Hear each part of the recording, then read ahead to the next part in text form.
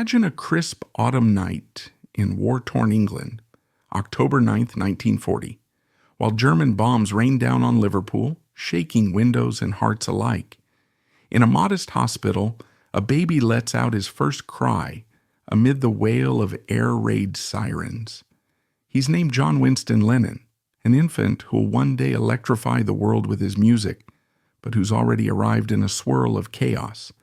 His mother, Julia Stanley, and father, Alfred Alf Lennon, can hardly ignore the frightening circumstances outside.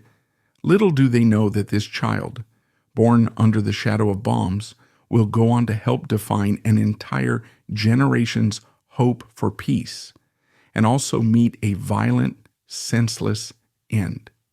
As John once put it, "When real music comes to me, the music of the spheres, the music that surpasseth understanding, that has nothing to do with me, 'cause I'm just the channel." That sense of mystic creativity, fleeting and out of his control, became the hallmark of a life marked by brilliance and tragedy. His father was often away at sea, a merchant seaman in the British Navy. By the time John could walk, Alf was practically a phantom, rarely there to see him grow.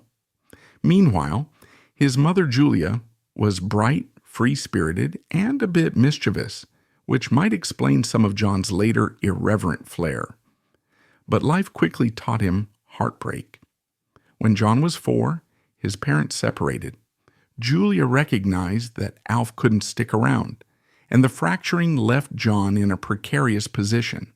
In a dramatic moment, the father tried to take John away to New Zealand, while the mother insisted on keeping him. Legend says they even made John, only 5, choose who to go with. Panicked, he chose his mother, only for her to pass him off to her older sister, Mary Mimi Smith. And that's how he ended up living with Aunt Mimi at 251 Menlove Avenue, a place John would sardonically nickname Mendips. Julia visited occasionally, showing him a glimmer of maternal warmth. She taught him banjo chords and played him Elvis or Buddy Holly. Aunt Mimi disapproved. She was strict, often scolding John that, "The guitar's all well and good, John, but you'll never make a living out of it." He never forgot her skepticism and used it as fuel. School was complicated for him. He was bright but unruly, often pranking classmates, drawing bizarre cartoons, and writing outlandish poetry. Teachers saw potential brilliance overshadowed by mischief. Some recognized an artistic spark in him. He loved drawing horrific little sketches, they said, so they encouraged him to apply to art school. Tragedy struck again in 1958. When John was 17, his beloved mother Julia died in a car accident, hit by an off-duty police officer. The heartbreak was immense. She just reconnected with him, teaching him new songs.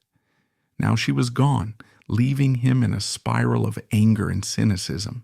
That wound would echo in his music for years to come, surfacing in plaintive lines about lost maternal comfort.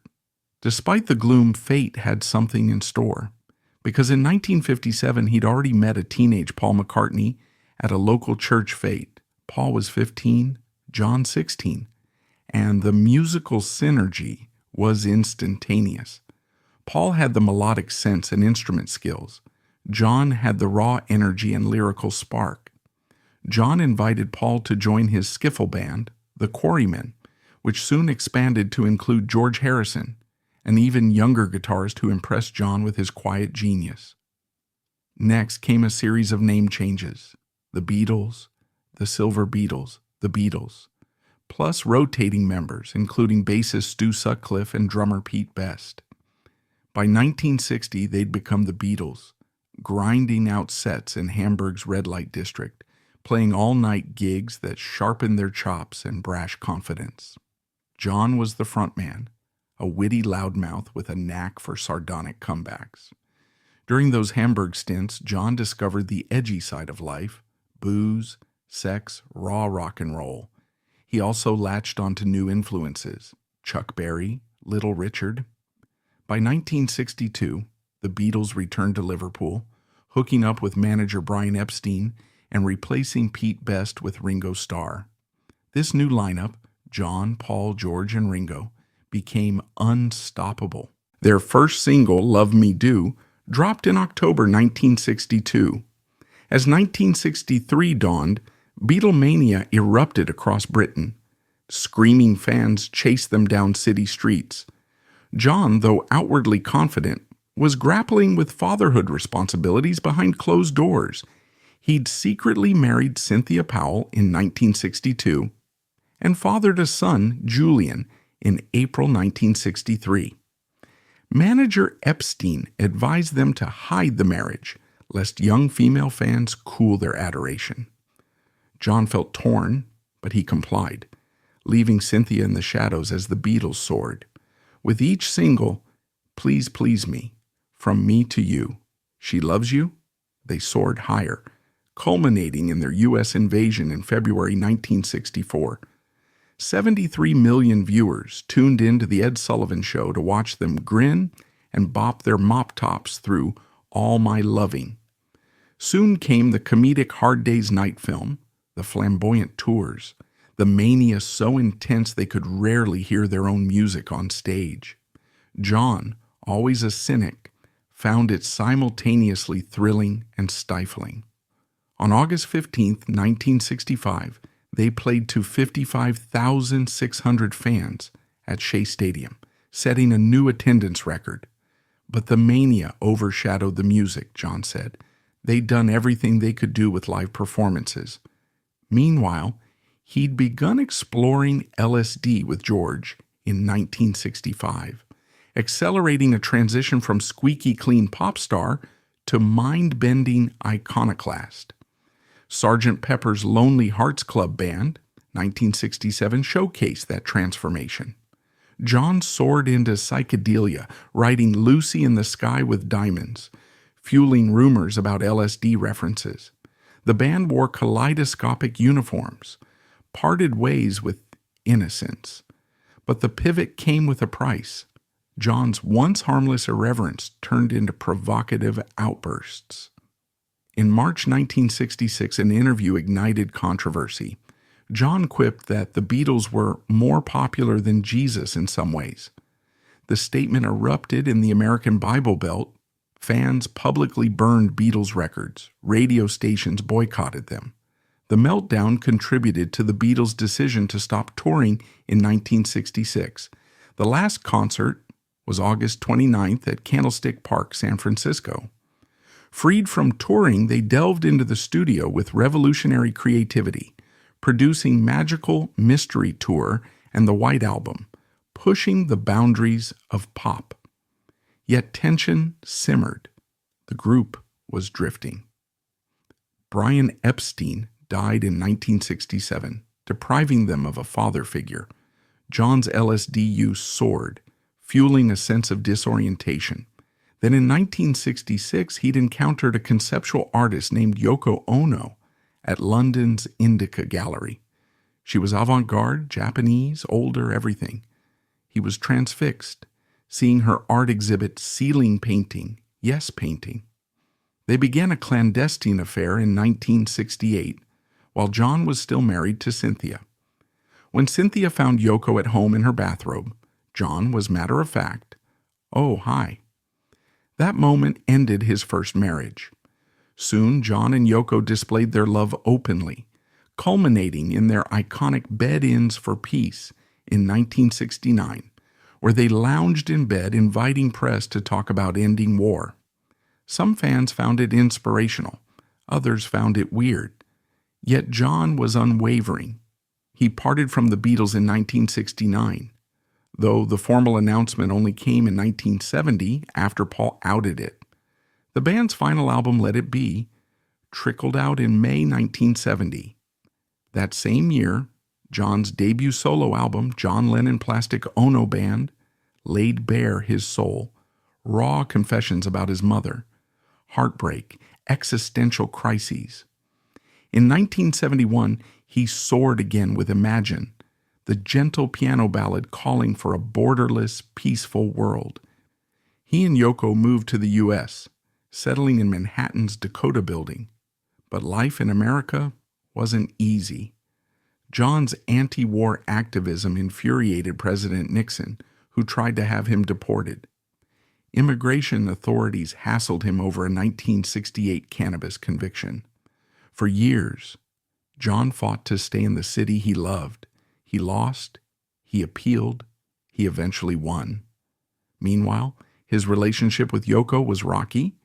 They separated in 1973. John drifted into an 18-month lost weekend of heavy drinking, living with their assistant May Pang. He jammed with icons like David Bowie and Elton John, forging hits but also humiliations, like a drunken brawl at the Troubadour where he wore a sanitary pad on his forehead. In 1975, Yoko took him back. She soon gave birth to their son Sean on John's 35th birthday, October 9, 1975. This was a poetic redemption for John, who'd rarely been present for Julian's youth. Now, with Sean, he decided to quit music for 5 years, becoming a devoted father. He changed diapers, cooked bread, found peace that had long eluded him. Then in 1980, feeling creative again, he teamed with Yoko to record Double Fantasy, a new album brimming with optimism. He was 40, ready to return, full of love for fatherhood. Tragically, that sense of rebirth was crushed on December 8, 1980. Just hours after signing an autograph for a young fan, Mark David Chapman, the same man, waited outside the Dakota. As John and Yoko returned from a recording session, Chapman fired 4 bullets into John's back. The singer stumbled forward. The doorman shouted for help, and John collapsed, bleeding out in Yoko's arms. Rushed to Roosevelt Hospital, he was pronounced dead on arrival. The world reeled. Another cultural icon, gunned down senselessly. People sobbed in the streets, filling Central Park with candlelight vigils. Yoko, in shock, refused a funeral. She had his body cremated the next day, the location of his ashes never publicly disclosed. Her only request was that fans around the globe hold 10 minutes of silence that Sunday. Millions complied. News of his death first broke on Monday Night Football, with Howard Cosell delivering the stunning announcement. And so ended the life of John Lennon at 40, a man whose creative spark was reignited and whose final words apparently related to tucking in Sean that night. He never got the chance. The aftermath unspooled in waves of tribute. Posthumous releases soared in sales, from Imagine to Happy Xmas, War is Over. John was inducted into the Songwriters Hall of Fame in 1987 and the Rock and Roll Hall of Fame in 1994. Fans continued analyzing his career, from the leather-jacketed rebellious teen to the LSD-fueled dreamer, from the biting satirist to the father preaching peace, from the edgy mop-top to the house husband who found joy kneading bread. He was many contradictions.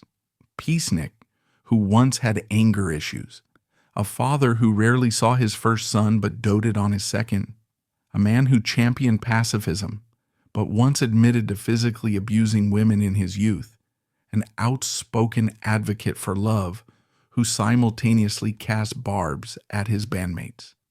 Yet all these contradictions only made him more human, more compelling. One wonders about the nut that or turning points in John's story. There are many. The day he lost his mother, forging that well of sorrow fueling so many songs. The day he saw Paul McCartney's face across a church fete, deciding in that moment to let him join the Quarrymen. The day he stumbled upon LSD, catapulting the Beatles from teen idols to avant-garde artists. The day he offhandedly claimed the Beatles were more popular than Jesus, nearly derailing their success. The day he fell for Yoko in that Indica gallery, upending everything. The day he parted from the Beatles, unleashing Imagine on the world. The day Mark David Chapman fired those fatal shots, sealing Lennon's fate forever. Each twist shaped not just him, but the cultural landscape of the 1960s and 1970s. Yet, he never lost his wit. That was part of his essence. He was the comedic anchor in the Beatles' press conferences, the one tossing off puns and irreverent jokes, the rebellious figure who always found a way to shock or amuse. Even in death, he remains a puzzle. His complex relationships with Cynthia and Yoko, his guilt over Julian, overshadowed by devotion to Sean, his yearning for parental affection spurred by mother and father's absence, trickling into songs like Mother or The Heartbreak in Julia. People interpret John Lennon as an icon for love and peace, brandishing messages like give peace a chance, but also forget the rage, the regret, the overshadowing pain. He was a man of extremes, a rummage of mania and brilliance, and maybe that's the reason his voice soared beyond the Beatles' breakup. We still hear it in the raw honesty of God from the Plastic Ono Band album, or the utopian vision of Imagine, a global anthem for unity. Perhaps he understood the fleeting nature of music and stardom better than most. When real music comes to me, that has nothing to do with me, 'cause I'm just the channel, he once said. The tragedies that peppered his life, from losing his mother to losing his best friend. Stuart Sutcliffe died young too, and eventually losing himself overshadow everything. Yet the music stands, transcending the heartbreak. 40-plus years after his murder, we continue to re-examine who John Lennon was. Was he the ultimate voice of peace, or just a flawed rock star who got lucky? The answer lies somewhere in between. He marched for peace, but he was also naive politically at times, manipulated by Yoko's radical circle or threatened by the FBI due to Nixon's paranoia. He championed love, though he had violent outbursts. The man who wrote All You Need Is Love once sang, "How do you sleep?" a scathing attack on Paul. He was the dreamer who believed in a better world, but also teased fans. Reality leaves a lot to the imagination. Contradictions aside, he changed the face of popular music. He soared with the Beatles, redefined the possibilities of mainstream rock, and in his final comeback, seemed poised for a second golden age. Then fate struck, a random bullet cutting short the story. John Winston, Ono Lennon, 40 years old, never to see his son's next birthday, never to settle the tension with Paul, never to embrace a final chapter of musical exploration that so many fans had hoped for. John Lennon, a life veering from comedic mischief to LSD-laced genius, from youthful heartbreak to fatherly devotion. Each time the bombs fell in 1940, each time the swirling mania of 1960s Beatlemania took hold, each time he scribbled a new lyric on the back of an envelope in a haze of weed or LSD, he left an imprint on the culture.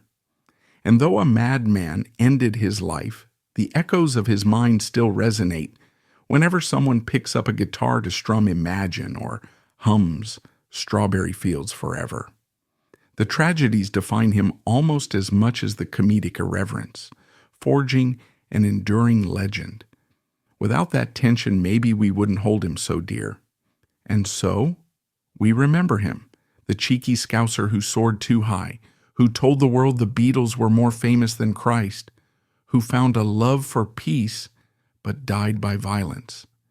If that's not the ultimate twist, the final heart-wrenching pivot in his story, then what is? In the end, John's life stands as a cautionary tale about fame's fragility, an example of how a generation's idol can vanish in a blink. The man who once wrote, "You may say I'm a dreamer, but I'm not the only one," proved that music could galvanize millions, but also that stardom invites danger. The shock of his murder still reverberates with fans across decades as they wonder what else he might have given us.